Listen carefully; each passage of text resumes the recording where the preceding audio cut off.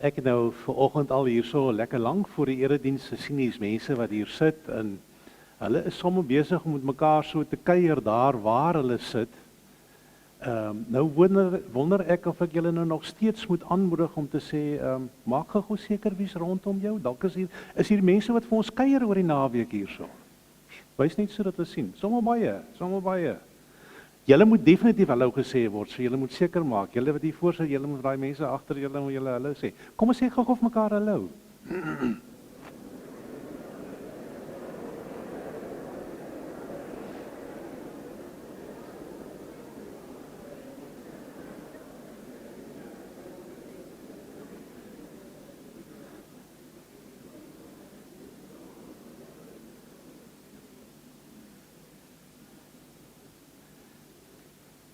Ek self het daarom ook 2 kleinkinders wat daar agter daai glas sit saam met pappa en mamma.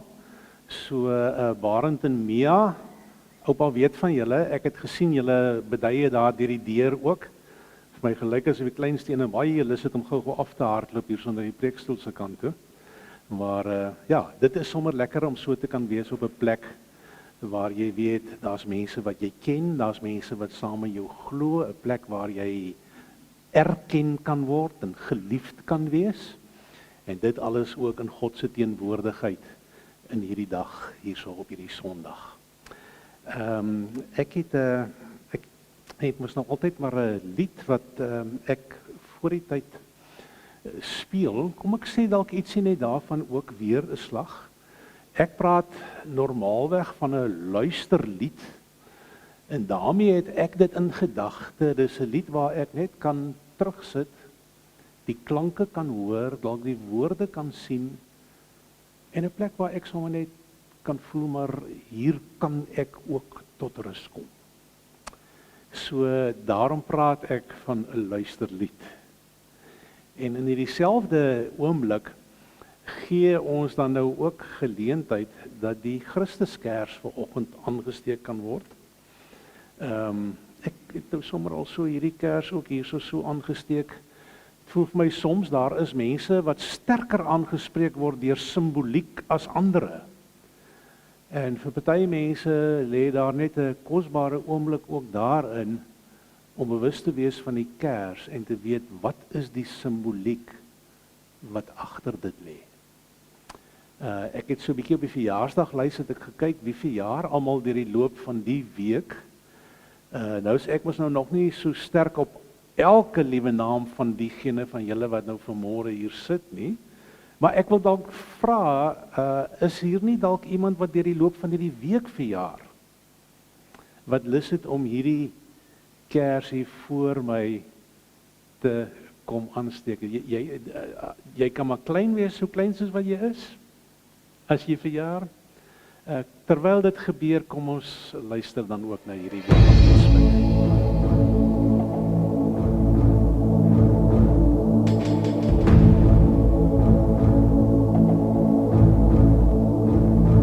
Who has measured all the water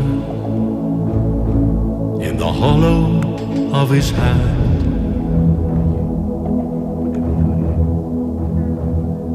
To the breadth of his palm, made the heavens to expand.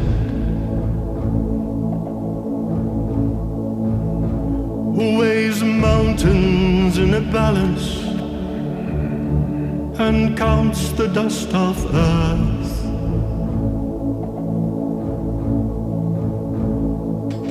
Who can be his counsel? Will know the measure of his worth.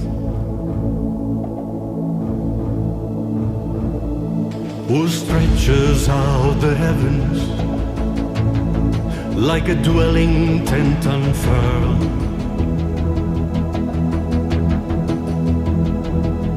Who sits enthroned in glory above the circle of the world. All creation affords no equal to the Lord of hosts on high. He brings great rulers nothing in just a blink of an eye.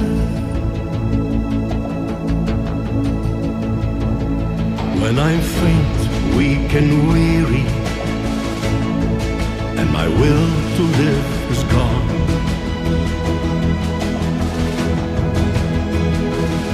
I will wait upon my Lord to give me strength to carry on.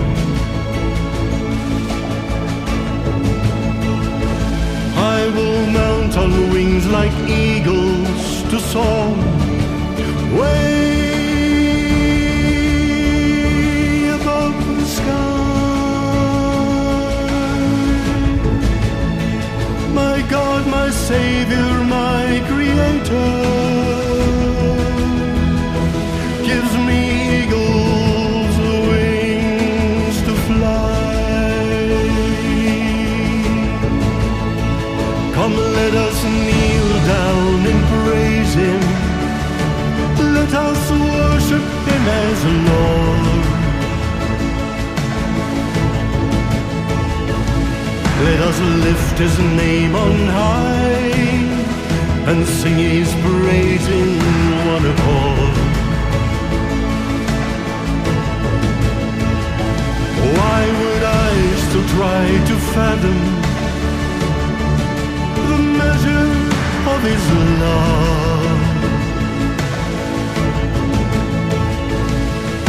For me it is enough to know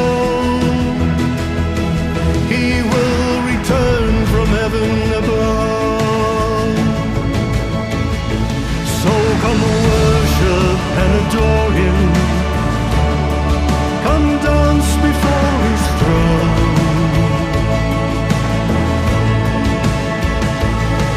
Come raise your highest praises to God and God alone.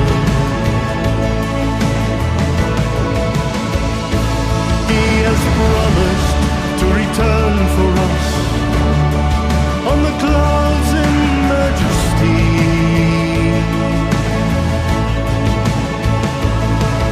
Yes, Jesus Christ is coming. He will return for you and me in majesty to set us free.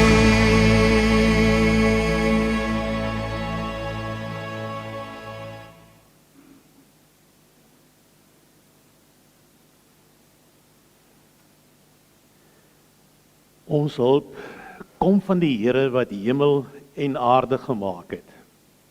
Hy bly vir altyd getrou en laat nie die werk van sy hande vaar nie. Amen. Liewe broers en susters, genade en vrede vir julle van God ons Vader en van die Here Jesus Christus. En mag julle heeltyd weet dat hy hier by ons is. Julle het heerlik gesing na die tyd. Ek kan natuurlik nie altyd so lekker hoor hier agter waar ek sit nie. Maar ons het 'n loflied wat ons vanmôre ook gaan sing. En hy kom sommer so op die skerm en dan kan ons lekker invul daarbey. So julle is welkom om te staan en heerlik saam te sing met die volgende lied.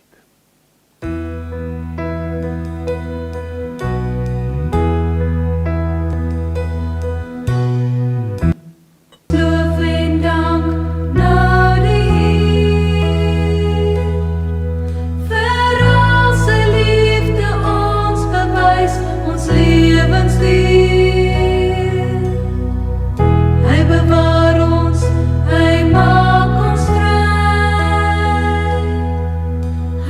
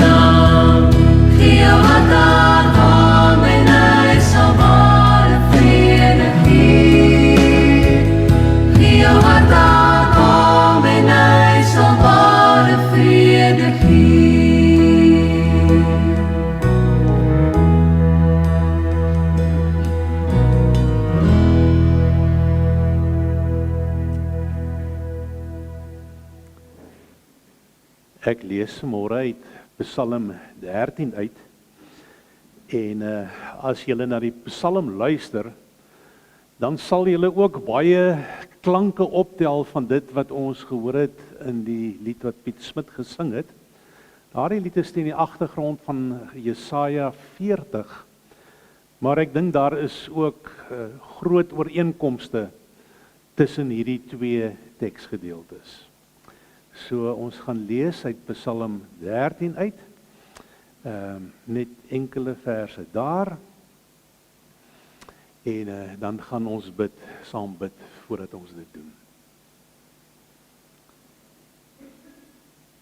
Here, ons het 'n verskeidenheid van liedere gesing deur die loop van hierdie oggend. En daar was fasette wat aan mekaar geraak het, die een wat die ander een versterk.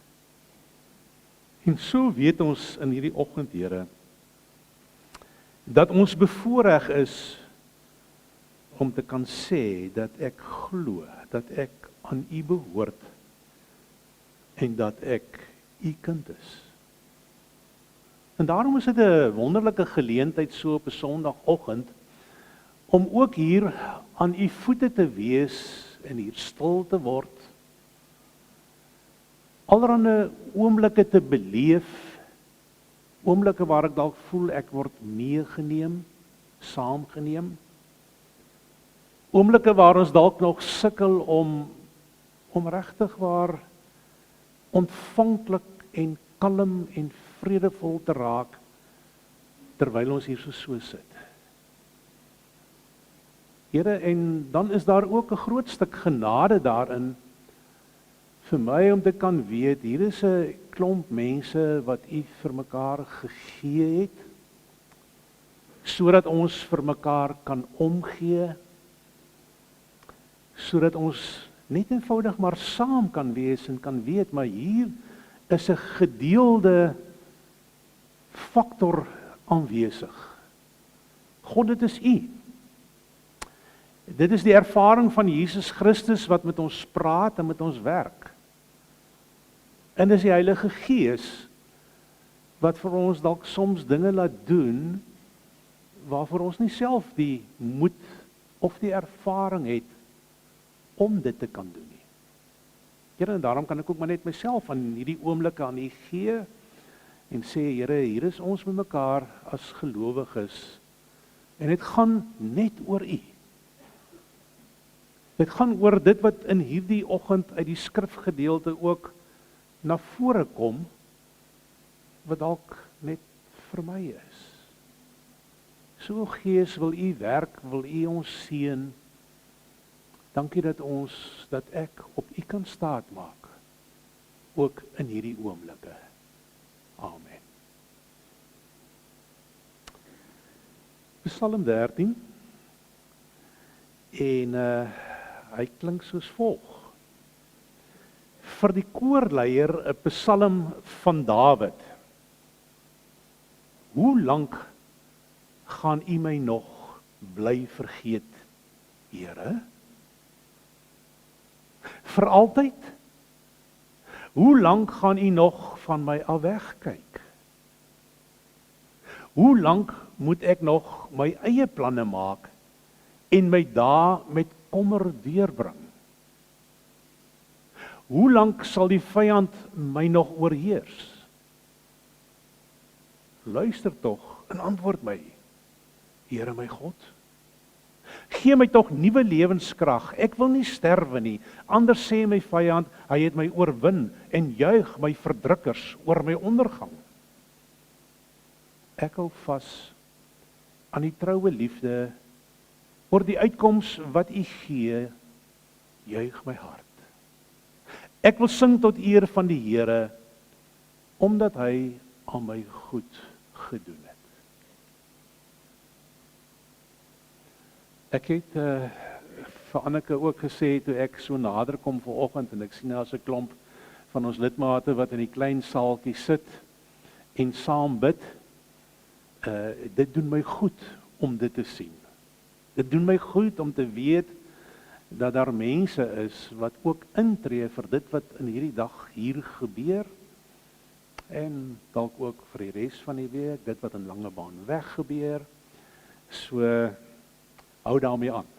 Hou net daarmee aan. Ek wonder, wat is die heel ergste ding wat met 'n mens kan gebeur? Wat is daar die heel grootste ramp wat jou kan tref? Miskien moet ek sê, wat jou al getref het.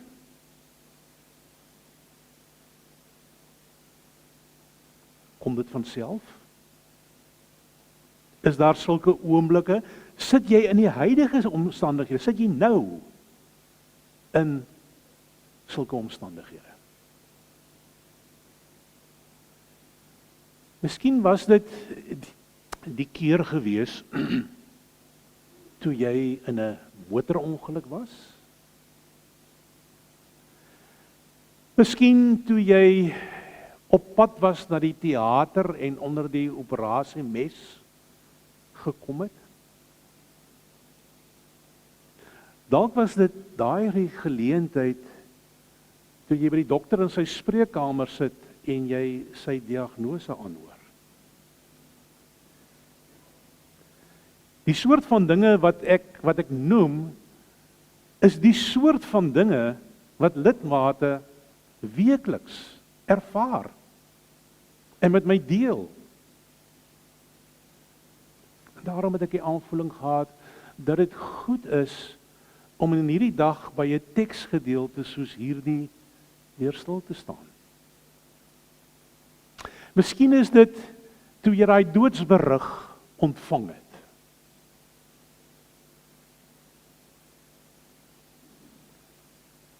Miskien sit hier van julle met die ervaring dat jy by 'n kind van jou se sterfbed gestaan het.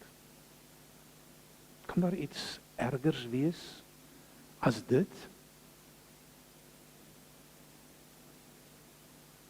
'n Mens sou wou sê, en ek het dit nogal gister staan en wonder ook, terwyl ek hier 'n begrafnisgeleentheid gelei het, kan daar iets erger wees as die dood? Selfs al is jy so seker van die Here in jou lewe en van die redding wat Christus vir jou gebring het. En dan op 'n manier kom ek by hierdie Psalm uit. En dan wil ek die een vraag vra. Is daar nie tog iets ergers nie? En dit is wanneer God swyg. Wanneer God stil raak. Wanneer dit vir jou voel of God sy gesig van jou af wegdraai. En in die proses homself verberg. Het julle mooi geluister na hierdie Psalm? Ek dink hierdie digter weet presies waarvan ek praat. As ek waag om te sê, is dit nie dalk die heel ergste ding wat met 'n mens kan gebeur nie? Hoe lank gaan U my nog bly vergeet, Here? Vir altyd? Hoe lank gaan U nog van my af wegkyk? Hoe lank moet ek nog my eie planne maak en my dae met kommer deurbring? Hoe lank sal die vyand my nog oorheers? Ek dink dis wat die digter vir my wil sê. En dan sug hy eintlik al 4 keer in hierdie gedeelte. Ek het dit gelees. Hoe lank gaan U my bly vergeet, Here? Hoe lank? Vir altyd. Dan kom dit weer. Hoe lank gaan U van my af wegkyk? En 'n derde keer, hoe lank moet ek nog my eie planne maak en my dae met kommer deurbring? Hoe lank sal die vyand my nog oorheers? En hierdie versigtiging kom in baie van ons psalms na vore. Veral die psalms wat bekend staan as die klaagpsalms. Daar's ook 'n hele aantal ander plekke in die Bybel. En sekerlik besef ons almal dat een van daardie plekke is die woorde van Habakuk. Die goed wat hy sê in die gedeelte wat hy geskryf het. Hy sê onder andere hoofstuk 1 vers 2, hoe lank moet ek om hulp roep voordat U hoor, Here? Moet ek by U kla oor geweld voordat U my red? Jy weet, jy kry amper half die gevoel, dis 'n koue, nat wintersnag. En jy staan in 'n steegie en die reën val en dit voel vir jou of jy wil verkleim. En jou hand is op 'n swaar ysterdeurklopper. En jy staan en jy klop. Klop. Klop. Want jy weet, hy is daar binne, die persoon vir wie jy soek. Hy is daar binne. Maar dan hoor die ene nie. Of hy wil dalk nie hoor nie. Die persoon maak nie oop nie. Of dalk wil hy of sy selfs nie oopmaak nie. Die Psalm sê, hoe lank nog, Here? Moet ek dan bly klop en klop en klop? Hoe lank nog, Here? Ek dink hierdie situasie word in Bybelse tye verwoord. Ek dink dit word verwoord deur die ervaring van gelowiges vandag, hierdie week, deur die eeue heen. Daai gevoel van, maar niemand luister na my nie. En jou wanhoop neem besit van jou, dit neem toe. En jou vertwyfeling raak al erger. Is daar dan nie ergens 'n God nie? Is daar nie 'n God wat tog wil neerbuig na my toe nie? Maar, daar kom geen antwoord nie. En dan sit jy met hierdie angs, hierdie verbuistering. Dit gebeur outomaties, dit voel vir my asof my vuiste wil bal. Nagte lank bid ek, smeek ek, skree ek dit selfs uit. Hierdie geworstel, julle ken dit. Julle weet daarvan. En God, hy trek hom oënskynlik in ongenaakbare sweye trek hy hom terug. Dat ek net bykom met hierdie goedjies van my. Dag na dag. 'n dag kom en 'n dag gaan,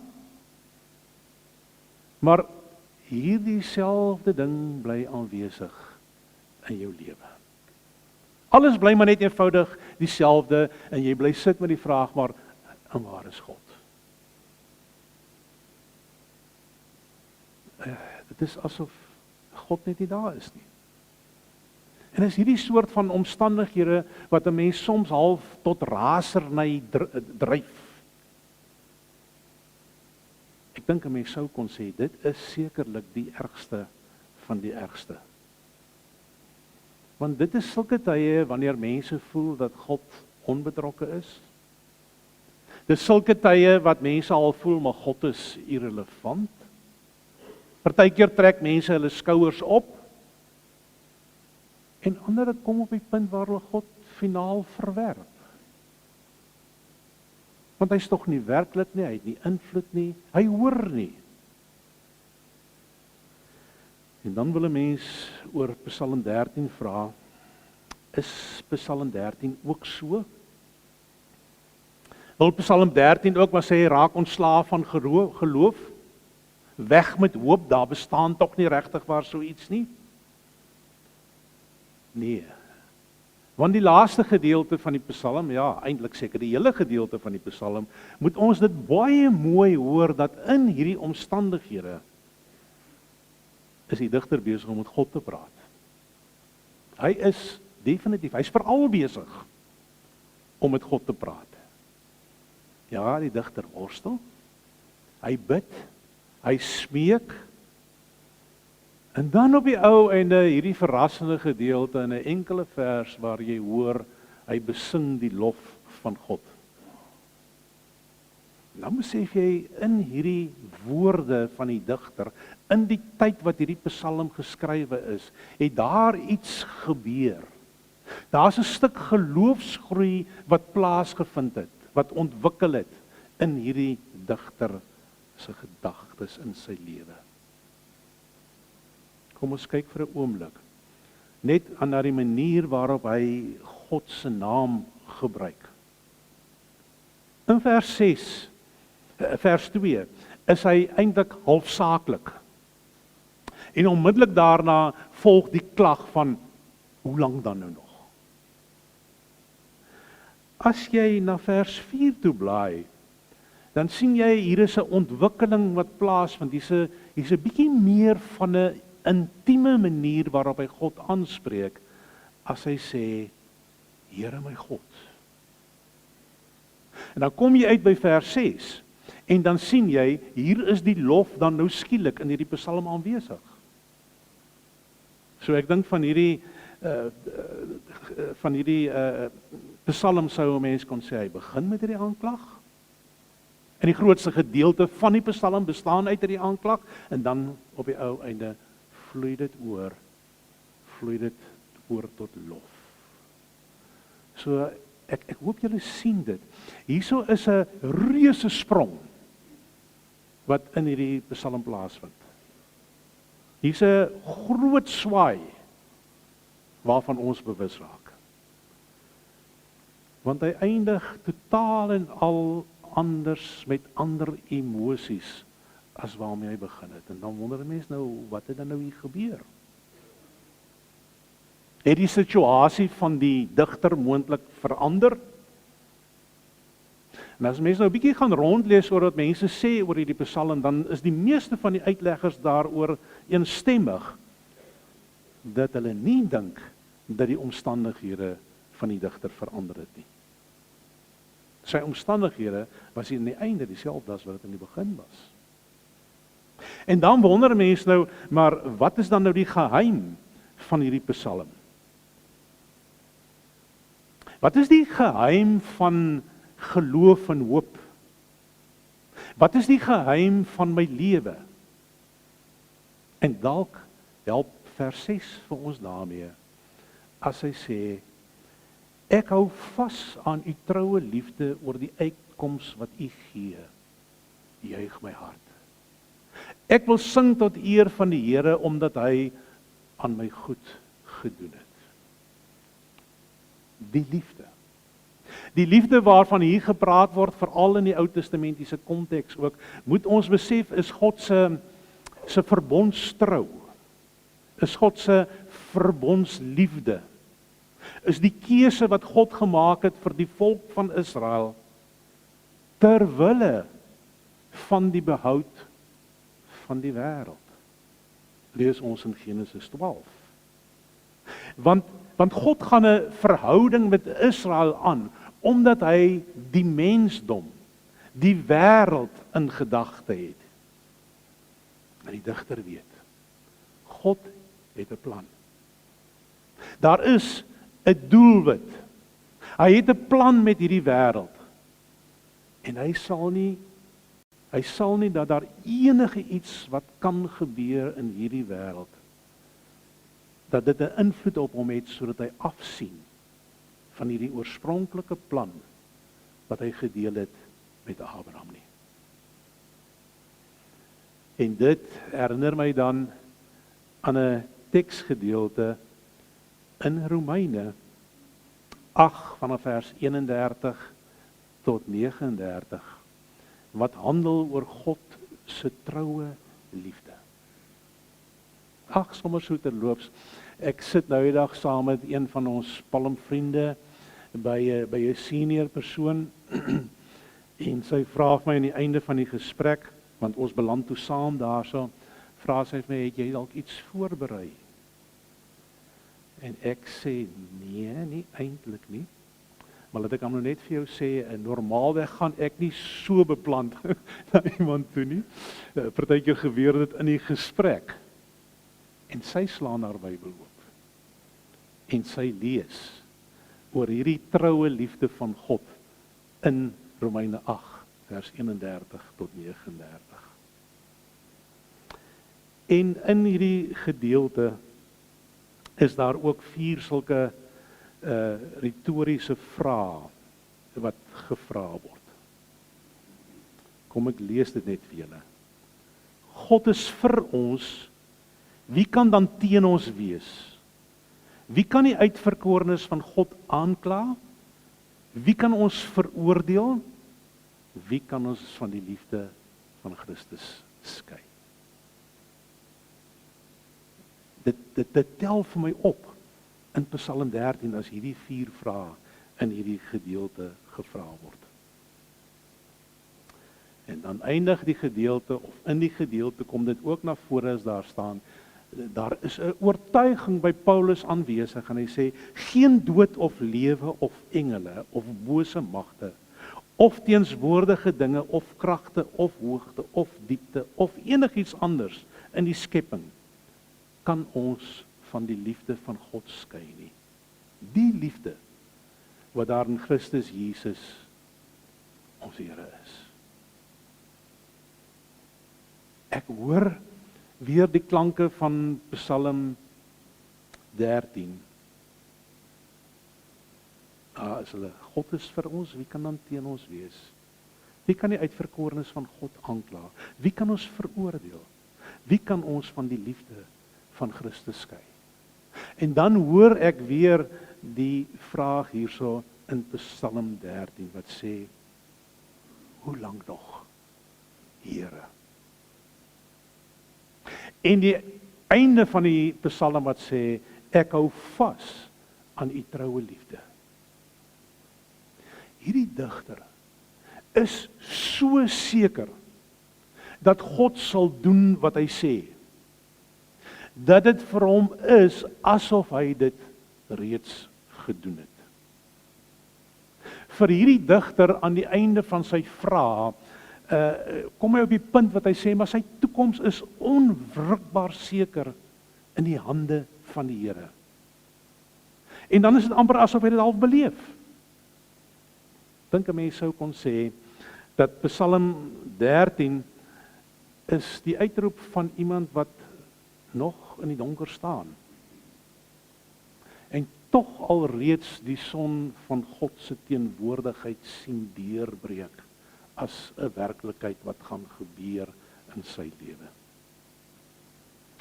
Miskien is daar 'n ander voorbeeld waarna mens kan verwys, wat dalk ietsie help daarmee. En daar word vertel van 'n Joodse seentjie wat in Warskau in 'n ghetto vasgevang was, en hy het op die muur het hy dit uitgekrap, geskryf, en hy het gesê die volgende: ek glo aan die son, al skyn dit nie. Ek glo aan die liefde, al ervaar ek dit nie. Ek glo in God, ons sien ek hom nie. En dit bring my weer dan by Habakuk 3 vers 7 en 18, die baie bekende verse wat sê, al sou die vyeboom nie bot nie, en daar geen druiwe in die wingerde wees nie, al sou die olyfoes misluk en die land geen oes lewer nie, al sou daar geen klein vee in die kampe meer wees nie, en die beeskrale sonder wese wees, nogtans sal ek in die Here jubel, sal ek juig in God, my redder. Hoor julle die ooreenstemming in die Psalm en in die lewe van Habakuk? En weet julle, aan die einde van hierdie geleesde gedeeltes, kan ek amper maar net sê, as jy die genade gekry het om dit te bely, is dit nie dalk die heel beste plek waar jy kan wees nie. In jou worsteling, in jou vrae, maar besig met God, gerig aan God, al die vertwyfeling wat daar is. En dan die wete, God se liefde, sy verbondsliefde, is soos wat Habakuk dit beskryf, en soos wat die digter dit in hy laaste vers sê van die 6 versies. As hy by die punt uitkom wat hy sê, ek hou vas aan u troue liefde, oor die uitkoms wat u gee, juig my hart. Ek wil sing tot eer van die Here, omdat hy aan my goed gedoen het. Daar's baie mense wat daarvan getuig. Daar's baie mense wat ook so terugkry, kyk, en presies dit sê. Ek wil graag vir julle 'n oombliekie gee, waar ons oë toemaak, en waar ons geleentheid gee vir gebed. Ons is vir mekaar gegee, en ons kan vir mekaar bid. Miskien begin jou gebed in hierdie oggend eenvoudig, direk aan God se adres deur te sê, Here, dit is ek hierdie. Miskien dink jy in hierdie oomblikke aan iemand wat jy vermoed dalk min of meer op die plek kan wees wat die digter van Psalm 13 beskryf. En dan wil ek vir jou kans gee om in 'n stil gebed daardie persoon of persone aan die Here op te dra. Dis iemand wat nie vanoggend hier in die erediens is nie. Dis iemand wat naby jou bly, dis iemand wat jy goed ken, dis iemand in jou familiekring. Dis iemand wat jy in hierdie oggend voor hierdie voorbeding wil doen. Ek gee 'n paar oomblikke vir jouself, vir iemand anders.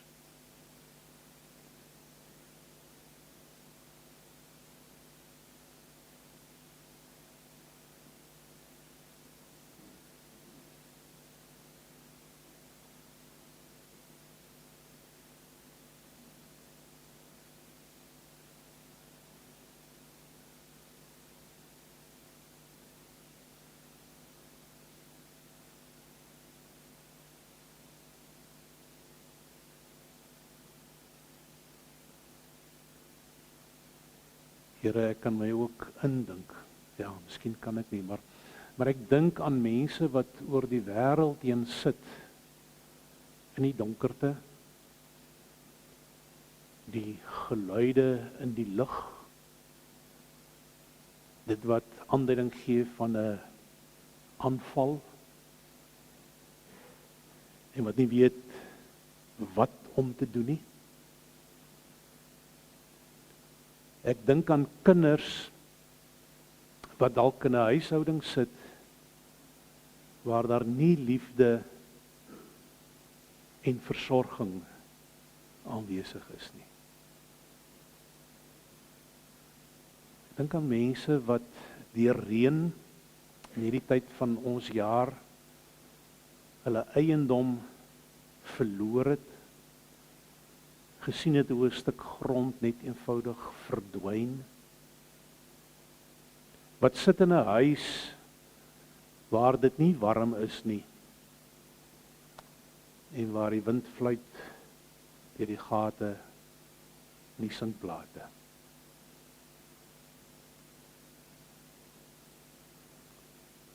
Here, en so is daar baie omstandighede wat ek nie eers ordentlik van bewus is nie, of wat nie ordentlik in my kop na vore kom nie. Wil U gee dat mense sal besef dat daar niks, maar niks is wat my kan skei van die liefde nie. En dat iemand op een of ander manier in hulle lewe sal inkom om hulle daarvan te getuig, te oortuig. Dat U genadig is, dat U help en dat U getrou is. Miskien vra dit van my dat ek baie sensitief sal wees, baie meer sensitief sal wees. Werk dan ook met my, werk ook met ons. Amen.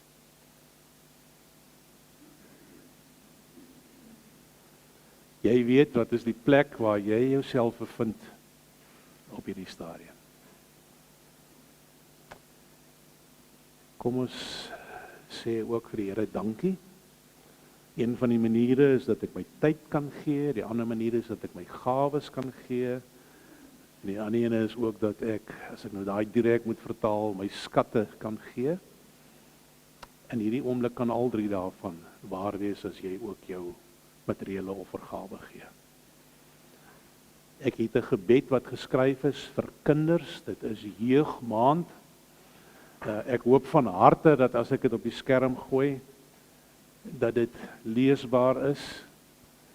Ek dink daar's 'n klomp mense wat dit nie kan lees nie, ek is jammer daaroor. Maar so terwyl ons besig is om ons offergawes te gee, en jy kan tog hier en daar iets lees. Die ander moontlikheid is dat ek dit dalk maar lees, 'n gebed vir kinders in Suid-Afrika. Here, ons bid vir die kinders van Suid-Afrika. Ons staan in die skoene van kinders wat siek is. Mag ons hulle versorg. Wat honger is, mag ons hulle voed. Wat arm is, mag ons meer vrygewig wees. Wat anders lyk, mag ons hulle aanvaar soos hulle is. Wat nie geleenthede ontvang nie, mag ons ongeregtigheid regstel. Wat bang is, mag ons hulle beskerm.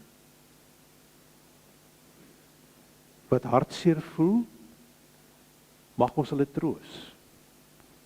Wat eensaam is, mag ons hulle vriende raak. Wat nie ouers het nie, mag ons hulle familie wees. Wat nie aan hulle self glo nie, mag ons hulle grootste ondersteuners wees. Wat dink hulle het nie 'n stem nie, mag ons regtig na hulle luister. Wat hopeloos voel, mag ons hulle raak sien. En soos die gebed aangaan, wonder ek of ek vir die kinders bid en of ek vir myself bid. Here, mag ons in die skoene staan van die kinders om ons as ons vir hulle bid vandag. Mag ons elke kind se drome aanmoedig en elkeen die vryheid gee om te groei. Mag hulle idees en kreatiwiteit ons inspireer om die wêreld 'n beter plek te maak. Mag ons kinders se geloof en wysheid erken en by hulle leer. En Here, help ons om elke kind te omarm met Jesus se liefde. En dan wonder ek, wat kan ons vir kinders doen in hierdie gemeente van ons, sodat hulle kan hoor, dat hulle kan voel hulle hoort ook hier. Dalk 'n gebed, en 'n sensitiwiteit wat kan ontwikkel in hierdie week wat voorlê.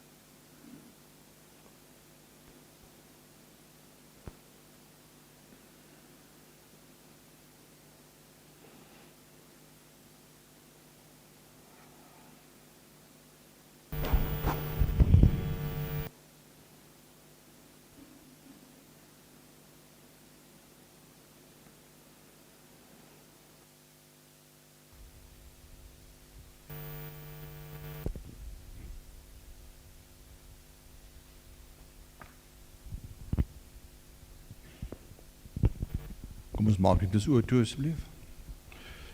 Here, dankie vir hierdie offer, dankie vir die genade wat U oor die gemeente uitstort. Here, ons bid dat U vir almal betrokke, die kerkraad,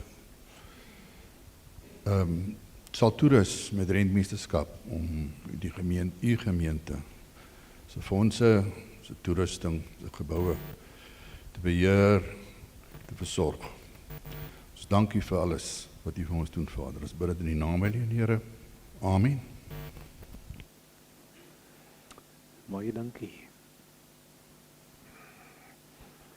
Sommige net so 'n paar dingetjies wat op ons bulletin na vore kom, wat Vrydagoggende uitgaan op ons WhatsApp groepe. Jy nie so iets kry nie en jy sou dit graag wil doen, maak by die kantoor seker dat hulle jou nommer het. En dan is daar elke Vrydag 'n klomp inligting, so die vroue het volgende Vrydag aand het hulle 'n heerlike kuiergeleentheid waar hulle ook lekker saam gaan eet. Ag, en julle weet hoe vrouens, dit is vir vrouens moontlik om sulke oomblikke te vul en om dit te geniet. En daar kry julle 'n bietjie inligting daaroor. So kom gerus, daar's 'n hele klomp kaartjies al verkoop. En daar's steeds plek vir vroue wat graag wil kom. Dan is daar in die skoolvakansie, is daar vir die eerste paar dae, is daar 'n vakansieskool, wil ek nou amper sê. Nee, miskien moet ek nie dit sê nie, maar vir kinders 'n geleentheid dat hulle voormiddag kan kom en dat hulle sinvol hier besig gehou kan word in die saal. So dit is 'n geleentheid vir kinders en ek hoor Santi sê altyd is ook 'n geleentheid vir oupas en oumas om hulle kleinkinders te laat kom. En dan is daar so ook in hierdie tyd is daar die atlete vir Christus wat hier sou kom kuier. Dis die 26ste Junie volgende donderdag, Vrydag aand en daar word ook 'n groot geleentheid gereël vir tieners. So hier is 'n klompie van julle vanmôre in die kerk, maar vertel gerus vir die ander daarvan. En dan is daar vir jaar 4 geleenthede wat gereël is vir 'n stap in Postberg. Die eerste datum is reeds vol. En daar is so 20 plekke per datum, 21 Augustus, 1 September en 2 September. Ons moet dit ook nog een of ander tyd doen, ek weet nie, miskien is dit hierdie jaar die tyd daarvoor, maar julle kan ook by die kantoor, kan julle met mense kontak maak, kostes en al die soort van dinge. Dan het ons nou net geleentheid gehad vir gebed. Ek het verwys na die groep wat by mekaar kom, soggens voor die tyd saam bid. Hulle is ook hier in die kerkgebou hier voorlangs beskikbaar. As iemand wil sê, jong, bid tog net gou vir my hiervoor asseblief. Kan ek net iets met jou deel? Kan ek vir jou iets vra? Hulle is hier so beskikbaar. Is 'n nuwe ontwikkeling, dalk nog vreemd van ons, maar waag dit ook. En dan lyk dit vir my is ek by die lied waarmee ons gaan sing en waarmee ons gaan afsluit. Dis 'n gebed, ook 'n gebed vir onsself. So kom ons doen dit staande.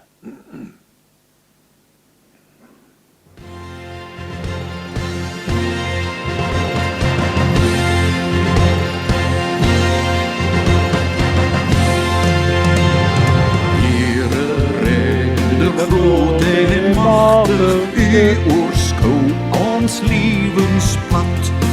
In U liefde en genade het U ook ons hand kom vat.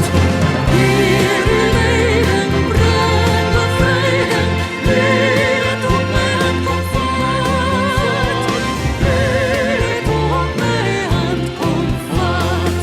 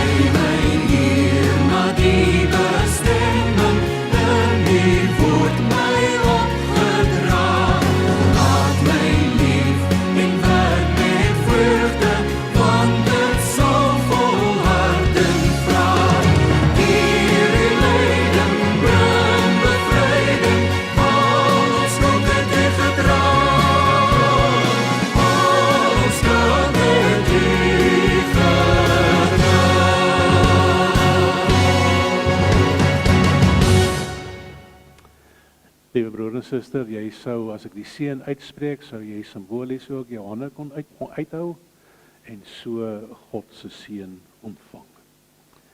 Die genade van die Here Jesus en die liefde van God en die gemeenskap van die Heilige Gees is met elkeen van julle.